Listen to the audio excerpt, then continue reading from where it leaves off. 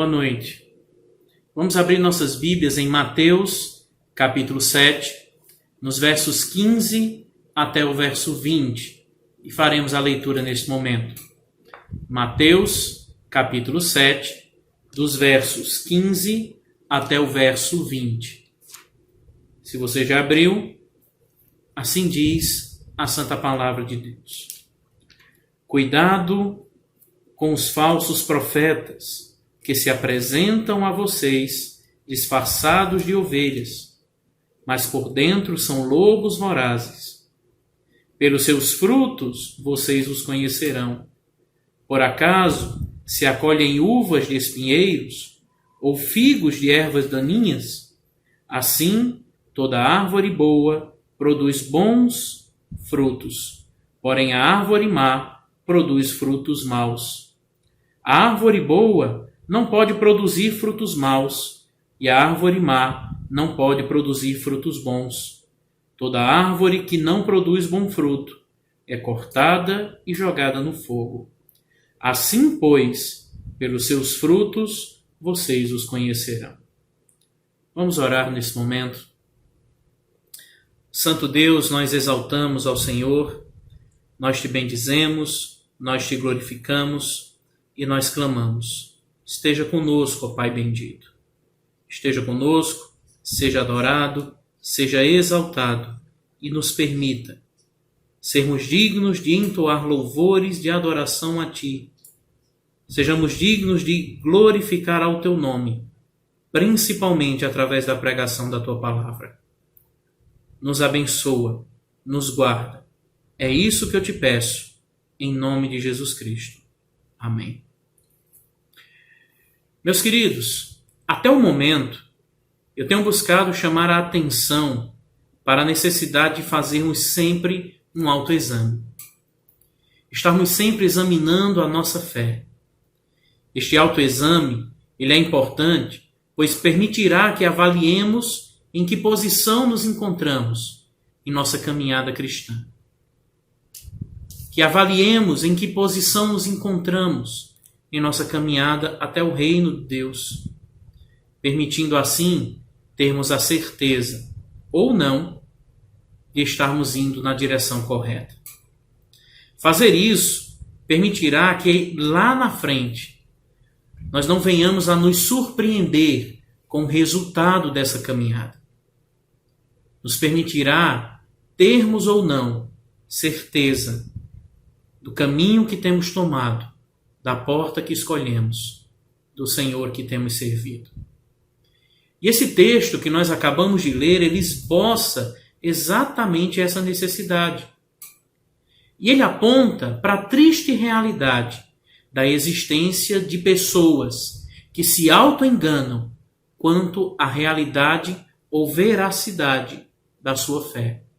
O texto que acabamos de ler esboça essa necessidade, pois aponta para a existência de pessoas que se auto-enganam quanto à sua fé.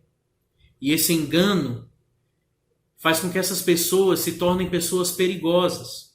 Em primeiro lugar, para elas mesmas, pois este auto-engano faz com que elas tomem a porta larga, fazem com que elas caminhem pelo caminho espaçoso, sem nunca atentarem para a realidade do destino que estão indo. Mas elas também são perigosas para a igreja, porque muitas vezes podem provocar divisões e podem trazer mau testemunho para Cristo no mundo em que vivemos. Desta maneira, o texto aqui de Mateus capítulo 7, os versos 15 até o verso 20, ele adverte o seu povo sobre a vinda certa de falsos profetas. E aqui nós somos instruídos a como discerni-los. Primeiramente, eu gostaria de tratar com vocês sobre o problema desses falsos profetas. O verso 14 aqui desse texto, ele inicia dizendo, o verso 15 aqui do texto, ele inicia dizendo o seguinte: cuidado com os falsos profetas. Nas Escrituras, profetas são entendidos como pessoas que falam em nome de Deus. São aquelas pessoas comissionadas pelo Altíssimo para levarem a sua mensagem a todos os povos, para levarem e transmitirem a sua mensagem para todos os homens. E essa tarefa, ela foi dada somente àqueles que se entregam, que se curvam perante ao senhorio de Cristo. Quando o texto ele faz menção aos falsos profetas, ele não está se referindo a homens que se renderam a Cristo, mas estão falando algo falso. Mas estão se referindo àqueles que se apresentam como ovelhas, mas são na realidade lobos. São assassinos da verdade, que andam com uma Bíblia na mão, que se apresentam como cristãos, que usam palavras santas, que falam em nome de Deus, mas que o que dizem não condiz com a maneira com que agem. Parecem inofensivos, mas o texto os chama de lobos vorazes. Porque a motivação que eles trazem para anunciar a palavra não é o fato de glorificarem e exaltarem ao nome de Deus, mas a sua motivação íntima ela é desprovida da ação do Espírito Santo. Muitas vezes, eles têm vozes sedosas, vozes que falam aos ouvidos, vozes que falam ao ego, mas que estão distantes da verdade da palavra. Eles andam sob vestes de ovelhas, mas são os piores inimigos do rebanho, porque eles dividem a comunidade do Senhor e enganam aqueles que verdadeiramente carecem de nosso Deus. Aqui o nosso Senhor Jesus ele faz um alerta contra esses falsos profetas. E ele aponta não apenas para o perigo de sermos desviados por eles e por suas palavras, mas ele também aponta aqui nesse texto para os perigos de uma falsa religião cristã. Os falsos profetas aqui, eles pregam um falso cristianismo. E este falso cristianismo, ele tem se alastrado cada dia mais em nossa sociedade. E essa triste realidade nos leva sempre a nos perguntar: quem verdadeiramente é cristão? Ou deveria nos levar a auto-questionar: eu sou verdadeiramente um cristão? Ou eu sou um falso profeta? Ou eu sou um falso convertido? Existem várias maneiras com que nós podemos determinar se somos ou não verdadeiros profetas de Deus, ou se somos falsos profetas. E o texto que nós acabamos de ler, para ser mais exato, no verso 16, ele nos traz a primeira dessas respostas. Se você está com sua Bíblia aberta, eu lhe convido a abrir e ler comigo o verso 16, que diz assim: pelos seus frutos vocês os conhecerão. Por acaso se colhem uvas de espinheiros ou figos de ervas daninhas? A resposta a essa pergunta, ela é simples, porém ao mesmo tempo ela é profunda. Ela fala da nossa realidade interior e fala como esta realidade interior ela é evidenciada pelo nosso comportamento exterior. Nossa verdadeira identidade, meus queridos, ela é exposta por atos que são observáveis. A nossa conversão ou a falta dela são evidenciadas pelos frutos que são produzidos e colhidos em nossas vidas. Aqui em Mateus 7,16, que acabamos de ler, nós vemos que o Senhor apresenta uma máxima dizendo o seguinte: pelos seus frutos vocês os conhecerão. A palavra aqui conhecer, ela é traduzida de um termo grego chamado de egnosko. E ele fala, em geral, de um conhecimento específico de algo, de um conhecimento detalhado sobre alguma coisa. Então, quando ele fala que pelos frutos nós os conheceremos, Jesus está dizendo aqui que através desses frutos nós seremos capazes de enxergar detalhadamente quem são os falsos profetas. Já aqui ele prossegue: pelos frutos conhecerão. A palavra fruto, ela é traduzida da expressão grega karpos, que se refere literalmente ao fruto que é extraído das árvores. Porém, figuramente, ela é empregada para denotar aquilo que tem origem ou que provém de algum resultado produzido no coração. Vimes, em seu dicionário, ele descreve o fruto como sendo uma expressão visível do poder que opera no interior e invisivelmente. O caráter do fruto como sendo evidência do caráter do poder que o produz.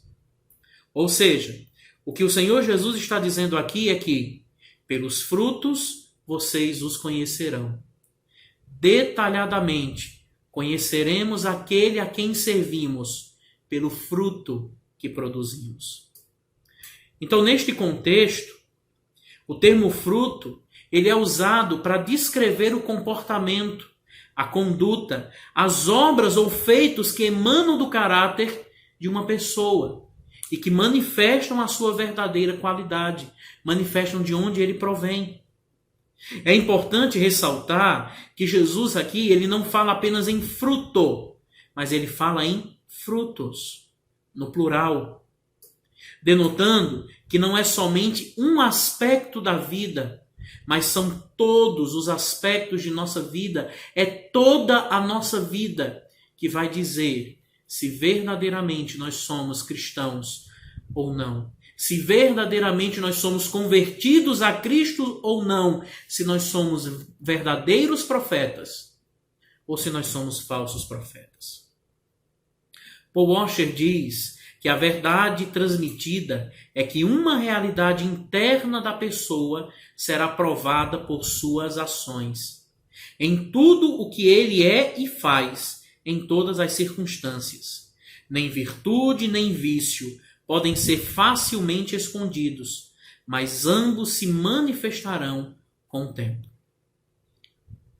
Não importa se a nossa caminhada é curta ou é longa. A realidade é que quanto mais andarmos nela, ou mais nos apaixonaremos por Cristo, ou mais o detestaremos. Ou mais anelaremos por fazer o que Ele quer, ou mais fugiremos de sua presença e buscaremos alguém que fale não a nossas almas, que fale não aos nossos espíritos, mas que falem somente à nossa mente, ao nosso coração corrompido e ao nosso ego.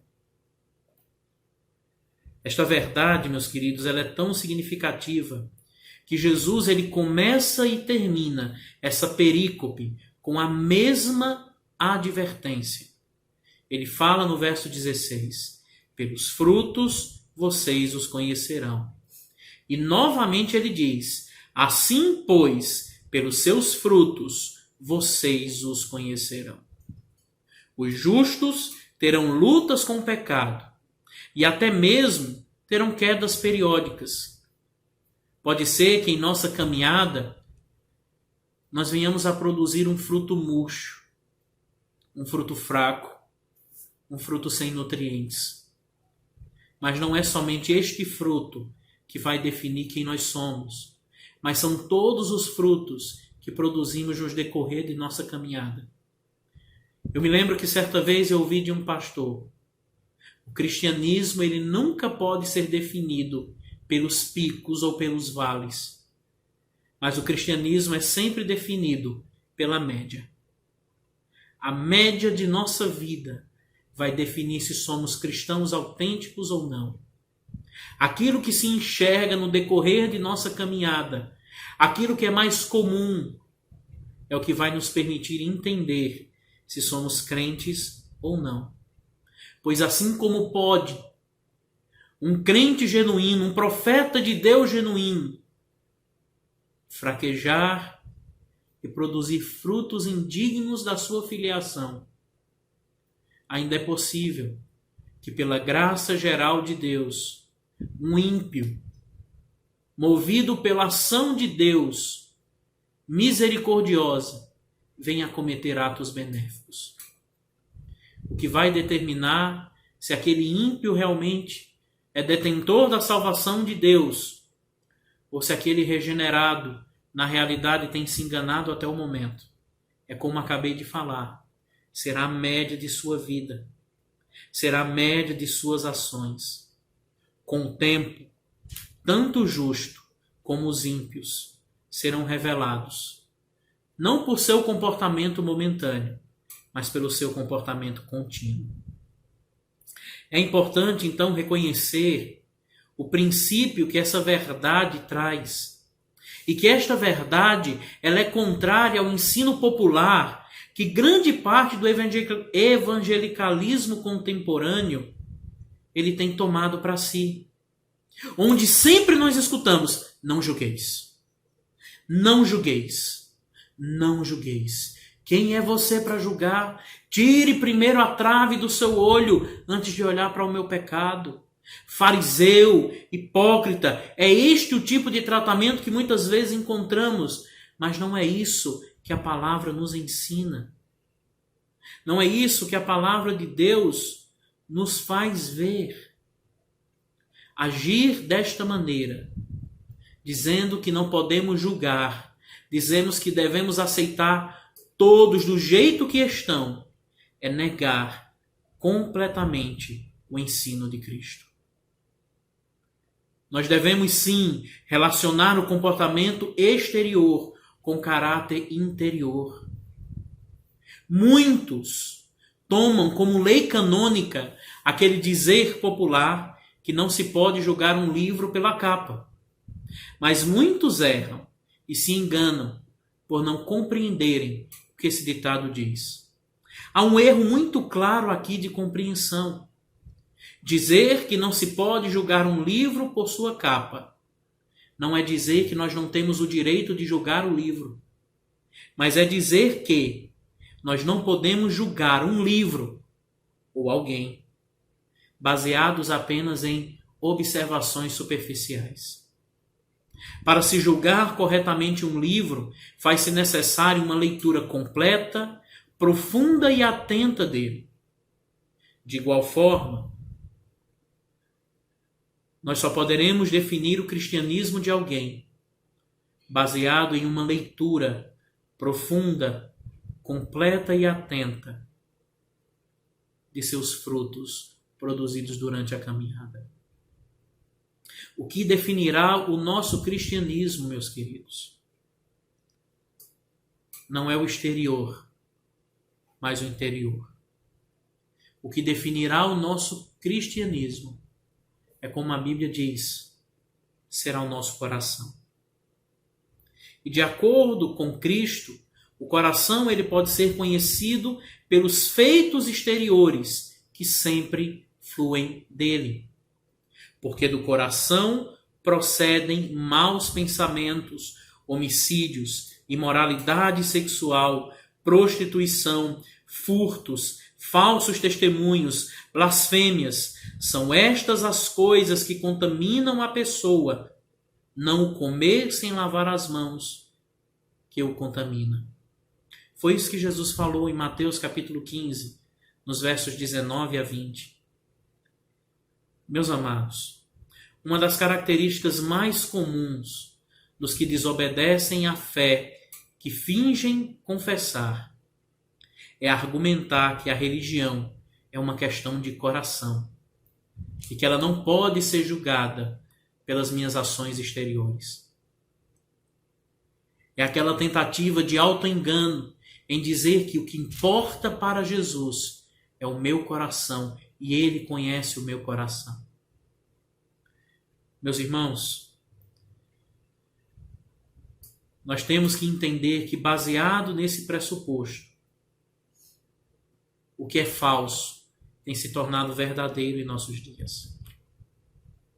O que é falso tem tomado lugar do verdadeiro nesse dia, aonde pessoas, por manifestações superficiais, externas, de um espiritualismo falso, têm julgado e colocado um jugo que os verdadeiros cristãos não são capazes de carregar. A pessoa, ela pode dizer que tem maior devoção a Deus, mas isso só será verdade se o seu coração for refletido por suas ações. Não há como dizer que amamos a Deus em nosso coração, mas em nosso dia a dia cometermos as maiores atrocidades contra os seus mandamentos. É por esta razão que as Escrituras estão repletas de advertência, quanto essa que nós encontramos aqui em Mateus 7. É por isso que o apóstolo Paulo, ele, em consonância com o texto aqui de Cristo, ele afirma que aqueles que conhecem a Deus, mas o negam por meio do que fazem, são abomináveis, desobedientes e, no fim de tudo, eles serão reprovados. Tiago ainda argumenta que fé sem obras é uma fé morta. Ela não tem valor para a salvação, porque nós fomos criados para as boas obras, e essas boas obras refletem a ação de Deus, a vida de Cristo, o agir do Espírito Santo em nossas vidas. Em suma, o crente genuíno, ele produzirá frutos que permanecem, frutos visíveis, frutos que nutrem, que trazem vida, que exalam um cheiro maravilhoso, que atraem as pessoas a conhecerem a Cristo. Ainda que ele passe por tempos de aparente esterilidade, devido a algum pecado, devido a alguma fraqueza, a obra divina do Espírito Santo em sua vida servirá para torná-lo cada dia mais frutífero. E ele nunca aceitará o fato de não estar produzindo frutos. Mas ele buscará o Senhor, ele buscará o lavrador, para que este lhe ajude. Já o falso profeta, já o falso convertido, no fim, ele não terá fruto nenhum, pois ele não produziu frutos bons. Pelo contrário, os seus frutos não resistiram ao tempo. Os seus frutos não atraíram. Pelo contrário, o seu mau cheiro, o seu sabor amargo, afastou as pessoas do verdadeiro Cristo. Mas não é apenas pelo fruto que nós podemos conhecer um falso convertido ou um falso profeta.